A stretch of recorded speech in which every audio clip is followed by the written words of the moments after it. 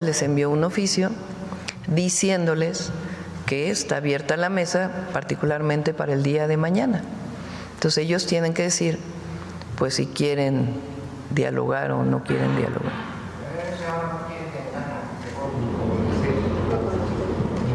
Ahí está la mesa abierta para dialogar. Nosotros siempre vamos a abrir al diálogo, pero pues ayer ellos dicen que no están en contra de la reforma al Poder Judicial, pero ayer fueron al INE. Y como dije ayer, pues ¿qué tiene que ver el INE con la demanda de revocar la ley del 2007?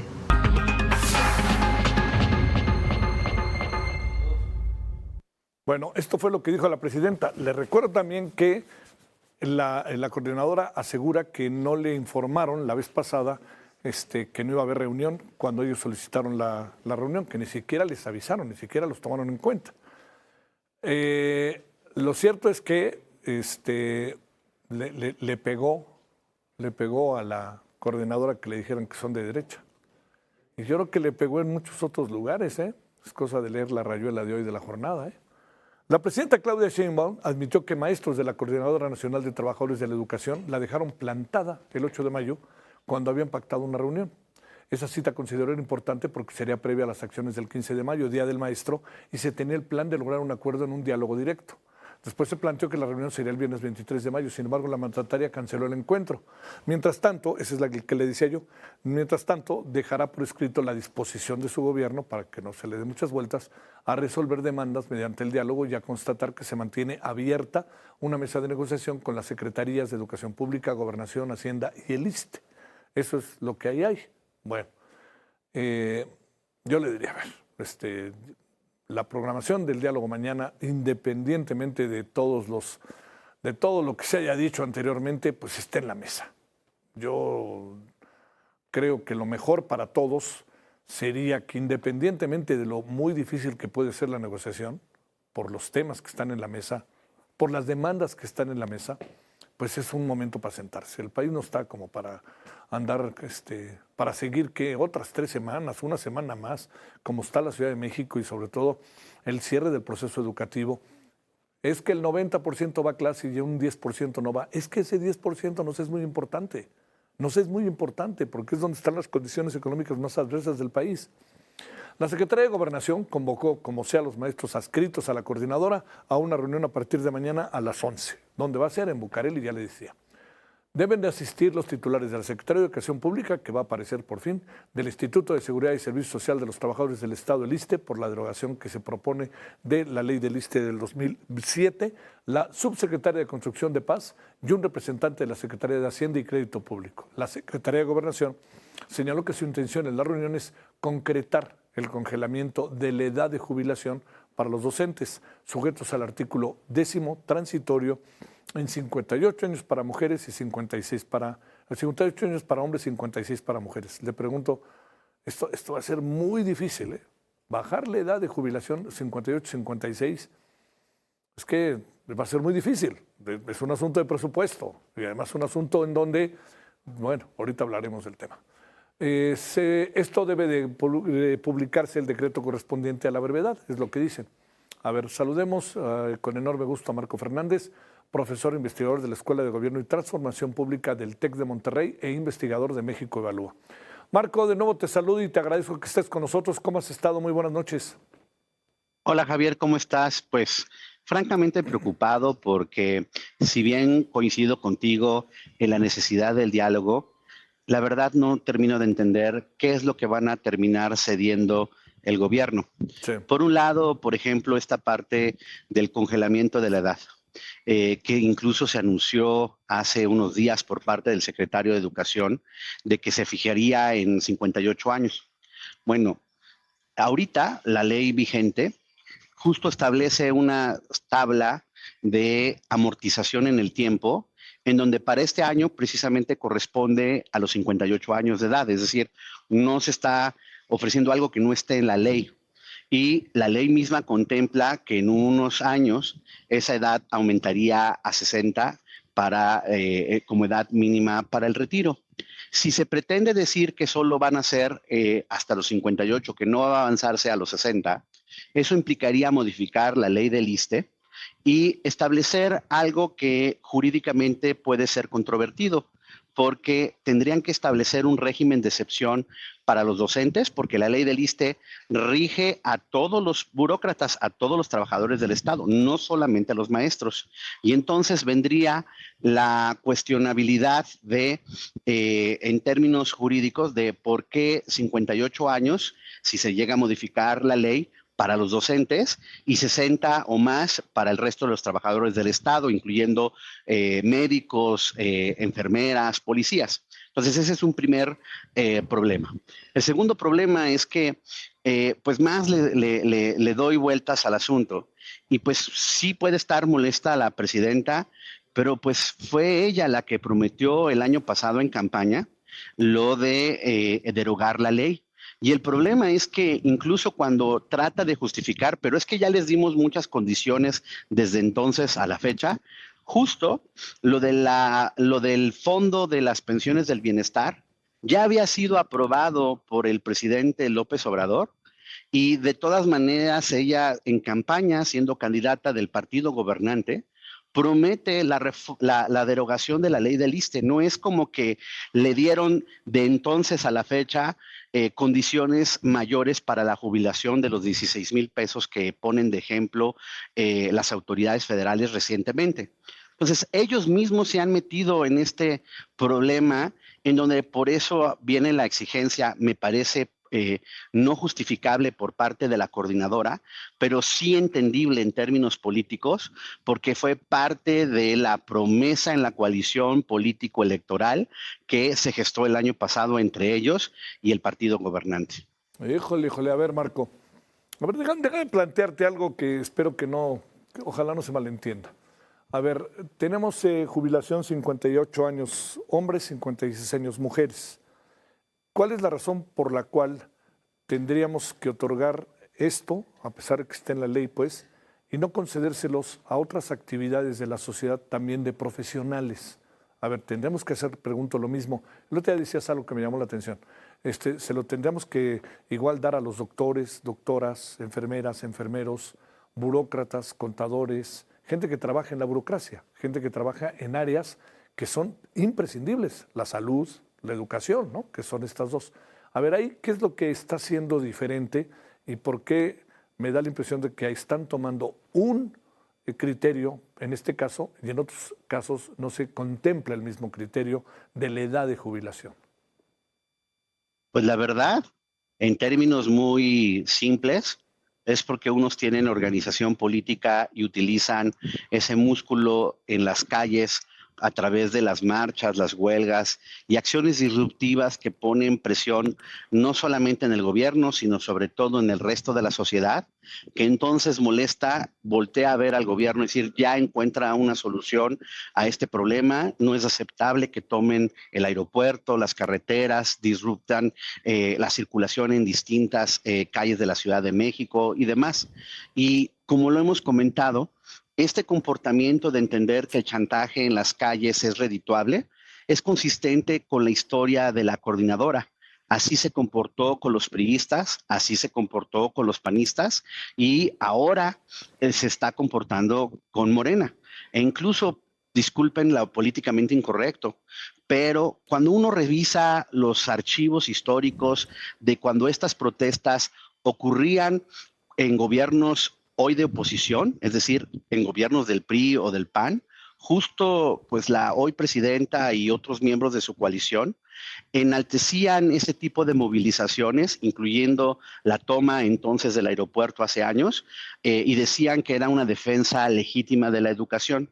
Ahora les toca vivir en carne propia lo que antes enaltecían y aunque insisten en la importancia del diálogo, lo que nos ha enseñado históricamente cómo se resuelven estos problemas con la coordinadora es lamentablemente que el gobierno en turno termina comprando, entre comillas, la paz a partir de negociaciones en donde cede económicamente a parte de las demandas de la coordinadora.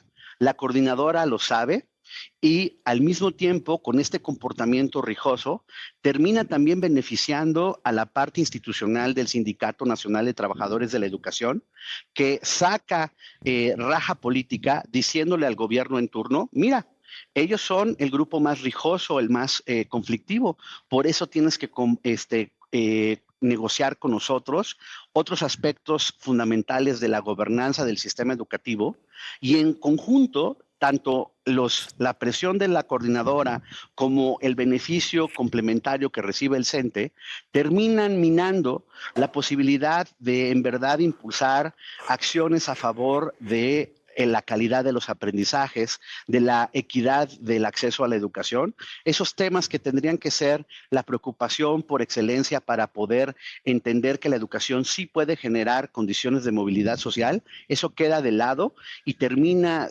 privilegiando, insisto, esta lógica político-electoral y de chantaje en las calles a costa, lamentablemente, del sistema educativo y del beneficio de aprendizaje de la mayoría de los estudiantes en nuestro país. A ver, todavía no sabemos si va a ir la coordinadora mañana. No han hecho oficial su planteamiento, por lo menos hasta la información que tenemos, Marco. Pero te planteo lo siguiente. ¿Qué puede negociar la coordinadora mañana cuando está muy clara su agenda y cuando le ha ofrecido nuevos elementos, va a ofrecer el gobierno a la coordinadora? Pero te lo pregunto, cuando traes acá a los trabajadores, cuando está aquí el magisterio, cuando les has vendido la idea de todo lo que ibas a ganar y del 100% de salario, la derogación de la ley del ISSSTE, el tema de las jubilaciones, todo eso, ¿qué le vas a decir a tu base? ¿Qué puedes negociar, no?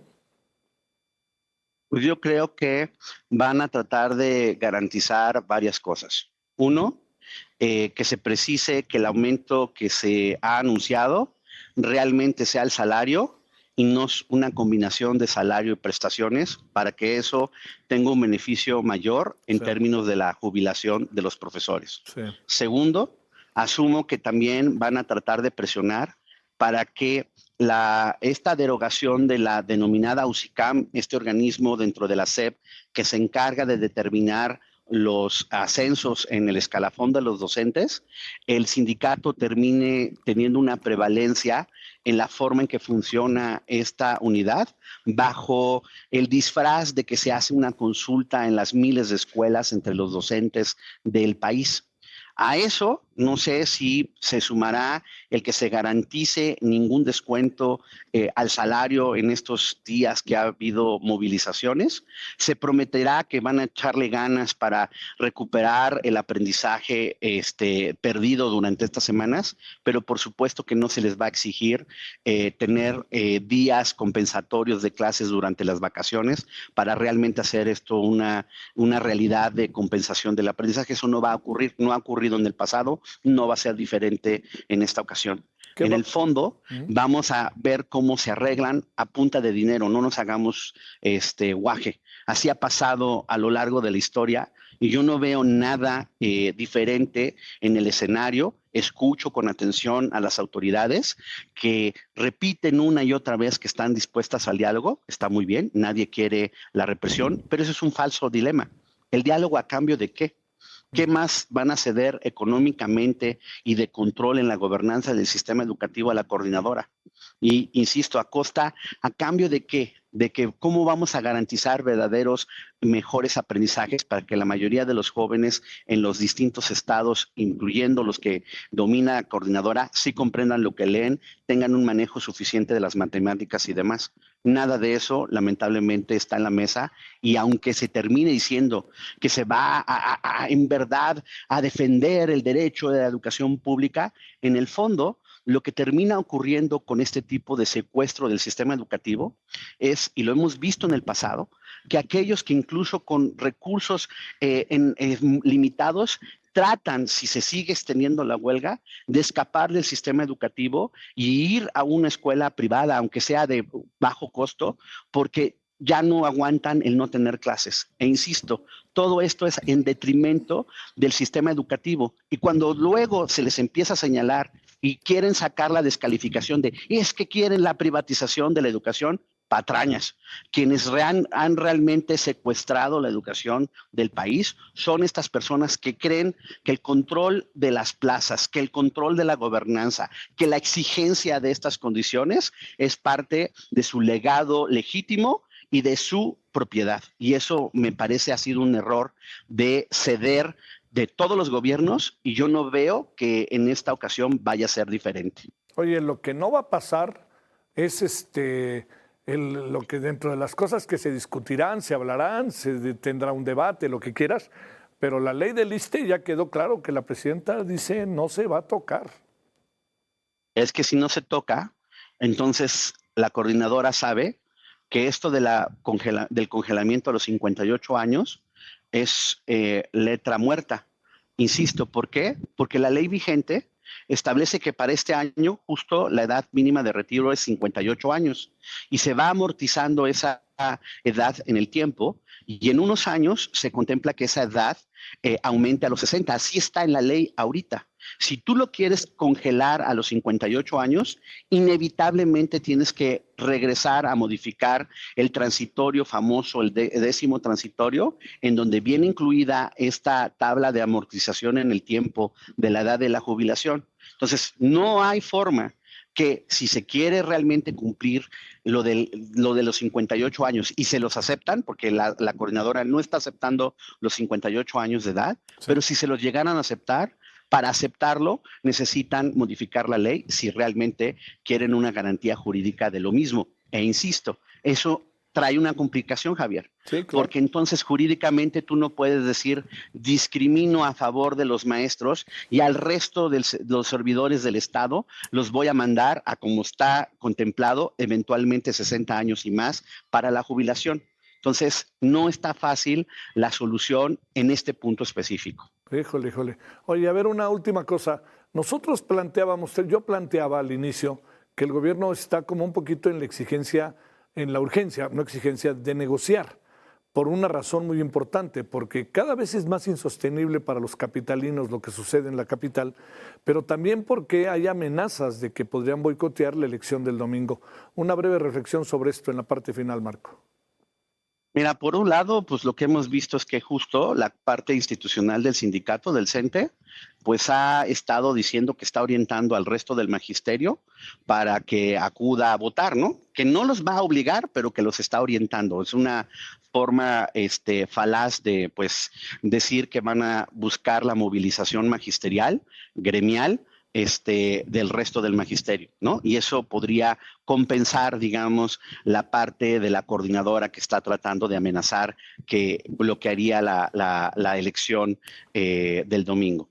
Segundo, insisto, o sea, esta parte de la urgencia de negociación a la que tú haces referencia es precisamente lo que ha siempre olido a lo largo de los años, sí, la coordinadora de los diferentes gobiernos, que, insisto, como empieza la disrupción, los capitalinos y otros habitantes que son afectados se desesperan, se enojan con los gobiernos en turno y le dicen ya pon una solución a esto, y entonces terminan comprando, entre comillas, una paz pírrica, porque terminan confirmando a la hora de ceder parte de las canonjías económicas que exige la CENTE, que es en las calles y no en el desempeño en las aulas como se logra sacarle más prestaciones, más días de aguinaldo, más ayudas extraordinarias a los maestros. Así ha ocurrido, y me imagino que lamentablemente en la desesperación van a terminar cediendo algo por parte de la autoridad federal, y luego van a decir, es que este gobierno no es represor, este gobierno aprecia a los docentes, etcétera, etcétera, etcétera, y en el fondo lo que terminaron haciendo es ceder al chantaje de la coordinadora. Marco Fernández, profesor e investigador de la Escuela de Gobierno y Transformación Pública del TEC de Monterrey e investigador de México Evalúa. Marco, te mando un saludo y gracias por tu participación. Muchas gracias, como siempre, por el espacio, Javier. Muy buenas noches. Buenas noches.